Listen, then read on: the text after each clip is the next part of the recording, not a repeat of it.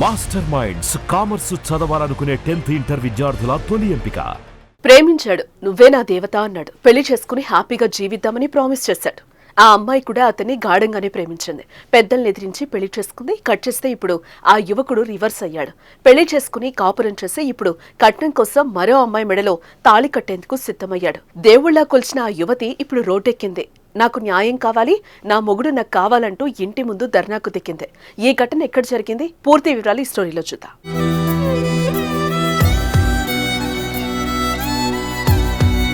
Software ఉద్యోగిగా పనిచేస్తున్న శ్రీధర్ కుమార్ అనే వ్యక్తి తన భార్య స్రవంతిని కొంతకాలం క్రితం ప్రేమించి పెళ్లి చేసుకున్నాడు. ఇటీవల కట్నం భారీగా వస్తుందన్న ఆశతో స్రవంతిని వదిలేసి మరో అమ్మాయిని పెళ్లి చేసుకునేందుకు సిద్ధమయ్యాడు. విషయం తెలిసిన భార్య స్రవంతి తన తల్లితో కలిసి భర్త ఇంటి ముందు ప్లకార్డు పట్టుకుని పోరాటం చేస్తోంది. పెళ్లికి ముందు నువ్వే నా సర్వస్వం, నువ్వు లేనిదే నేను లేను, నీకోసం నా ప్రాణాలు ఇస్తాను, నువ్వు లేకుంటే నా ప్రాణాలు తీసుకుంటా అంటూ వెంటపడ్డాడు శ్రీధర్. ఇప్పుడు వేరే అమ్మాయిని పెళ్లి చేసుకోవడానికి ప్రయత్నించడం షాక్ కి గురి చేసిందని స్రవంతి కన్నీరు పెట్టుకుంటోంది. తనను ప్రేమిస్తున్నాడని నమ్మిన స్రవంతి తన తల్లిదండ్రులను ఎదిరించి 2020లో వివాహం చేసుకుంది. పెళ్లైన 4 నెలలకే శ్రీధర్ రంగు బయటపడింది. స్రవంతిని మానసికంగా, శారీరకంగా హింసలకు గురి చేస్తూ వచ్చాడు.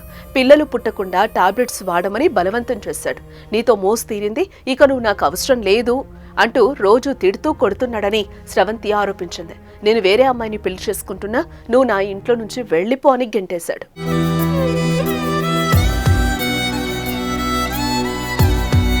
భర్త చేసిన మోసం తల్లిదండ్రులకు చెప్పుకుని కన్నీరు మున్నీరైంది స్రవంతి. తన బిడ్డకు జరిగిన అన్యాయంపై న్యాయ పోరాటం చేసేందుకు తల్లి ముందుకొచ్చింది. శ్రీధర్ కుమార్ ఇంటి ముందు స్రవంతి మౌనదీక్ష ప్రారంభించింది. ఇందుకు తల్లి సహకారం అందిస్తోంది. నాకు నా భర్త కావాలి, నాకు న్యాయం జరిగేంత వరకు ఇక్కడి నుంచి కదిలేది లేదని భీష్మించు కూర్చుంది స్రవంతి. ఆమె నిరసనకు చుట్టుపక్కల జనాలు, మహిళా సంఘాలు మద్దతు పలుకుతున్నాయి. పోలీసులు కేసు నమోదు చేసుకుని దర్యాప్తు చేస్తున్నారు.